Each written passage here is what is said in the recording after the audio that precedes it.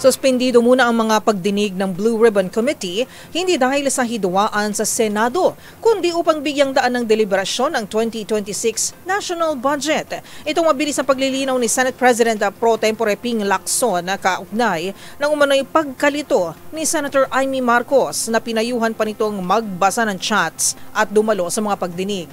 Ang mga detalye sa ulat ni Raymond Dadpaas.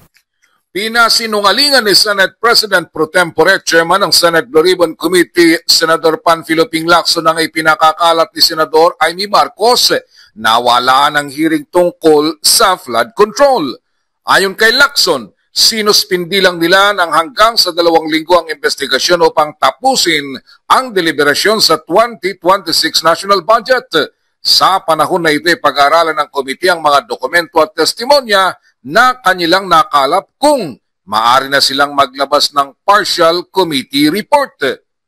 Sa susunod na pagdinig, iimbitahan sina dating House Speaker Martin Romualdez at dating Ako Bicol Party List Representative Saldico na sinasabing nasa abroad. Pinayuhan din ni Lacson si Senador Amy Marcos na dumalo sa mga hearing ng Senate Blue Ribbon Committee, makinig sa mga kaganapan sa Senate Session Hall upang hindi siya malito at higit sa lahat ay magbasa siya sa mga chat group ng mga senador upang siya ay updated.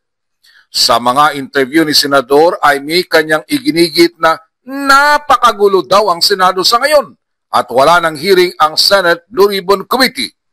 Matatandaan na sa privilege speech si Senador Chis Escudero noong Lunes habang kaharap si Vice President Sara Duterte, ay itinuro nito si dating House Speaker Martin Romualdez na nasa likod ng kaguluhan ngayon hinggil sa budget insertion at flood control controversy. Para sa MBC TV Network News, ito si Raymond Dadpaas ng DZRH, una sa Pilipinas, una sa Pilipino.